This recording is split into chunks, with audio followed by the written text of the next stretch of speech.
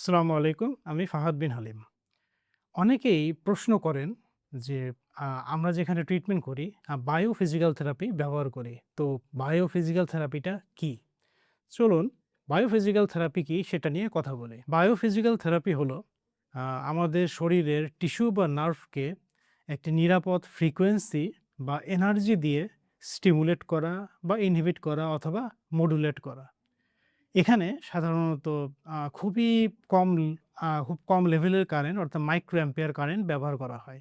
এটি সম্পূর্ণ non invasive. সাধারণত দেখা যায় রোগীর প্রদাহ কমানো, টিস্যু রিপেয়ার করা আ এই ধরনের ক্ষেত্রে বায়োফিজিক্যাল থেরাপি ব্যবহার করা হয়।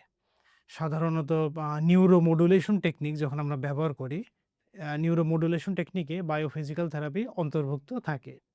যেমন উদাহরণ হিসেবে বলা যায়, আ যেসব রোগী দীর্ঘদিনের ব্যথায় আক্রান্ত, ধরুন একজন রোগী সে দীর্ঘদিন ধরে কোমর ব্যথায় আক্রান্ত। তো তার ক্ষেত্রে ট্রিটমেন্টটা কিন্তু অ্যাকিউট অর্থাৎ যাদের কোমর ব্যথা আ খুব বেশি দিন হয় নাই, তাদের মতো ট্রিটমেন্ট হবে না। ট্রিটমেন্ট একটু আলাদা হবে।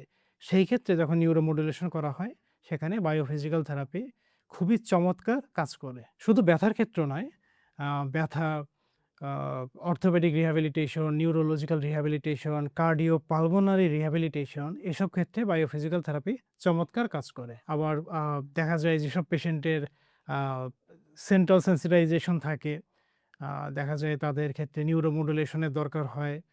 আ বা অনেক কমপ্লেক্স সমস্যা যেগুলোতে ঔষধ, আ ইউজুয়াল ফিজিওথেরাপি বা অকুপেশনাল থেরাপি বা ব্যায়াম বা কোনো কিছুতেই কাজ করতেছে না।